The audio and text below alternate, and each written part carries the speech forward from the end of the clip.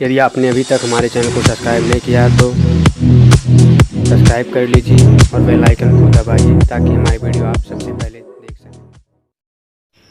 प्रिय दोस्तों, आज हम बिहारी जी के जीवनी और उनके हिंदी साहित्य में योगदान के विषय में बात करेंगे। रीतकाल के प्रतिनिधि कवि बिहारी लाल का जन्म सन 1603 ईस्वी के आसपास ग्वालियर राज्य के बसुआ गोविंदपुर ग्राम में हुआ था। उनके पिता का नाम केशव राय था। जब बिहारी 8 वर्ष के थे तब इनके पिता इन्हें ओरछा ले आए तथा इनका बचपन बुंदेलखंड में बीता।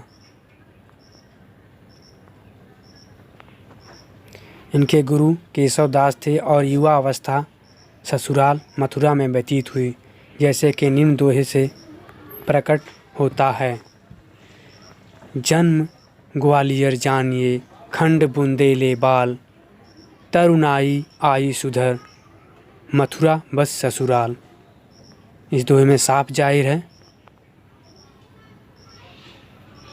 जयपुर नरेश सवाई जयसिंह अपनी नई रानी के प्रेम में इतने डूबे रहते थे कि वे महल से बाहर भी नहीं निकलते थे और राजकाज की ओर कोई ध्यान नहीं देते थे। मंत्री आज लोग इससे बड़े चिंतित थे, किंतु राजा से कुछ कहने को शक्ति किसी में ना थी। बिहारी ने यह कार्य अपने ऊपर लिया। उन्होंने निम्नलिखित दोहा किसी प्रकार राजा के पास पहुंचवाया।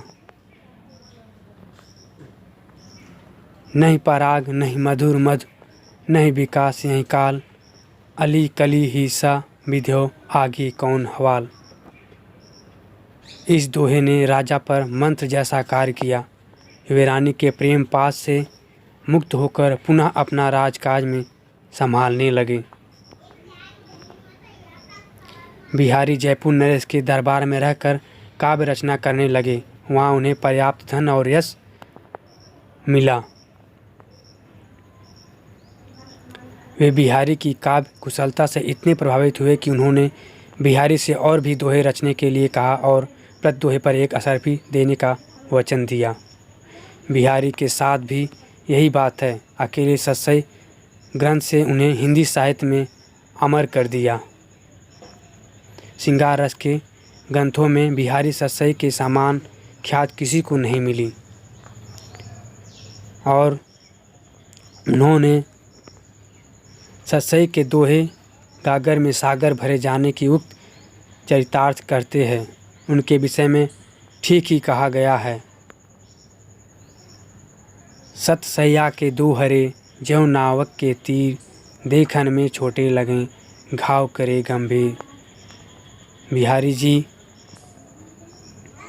अपने काव्य गुणों के कारण ही बिहारी महाकाव्य की रचना ना करने पर भी महाकवियों की श्रेणी में गिने जाते हैं।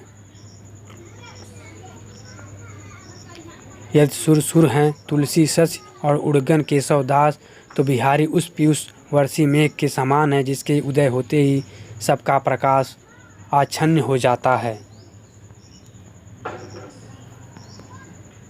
सन 1663 ईस्वी में बिहारी जी ने अपने नश्वर शरीर का त्याग कर दिया।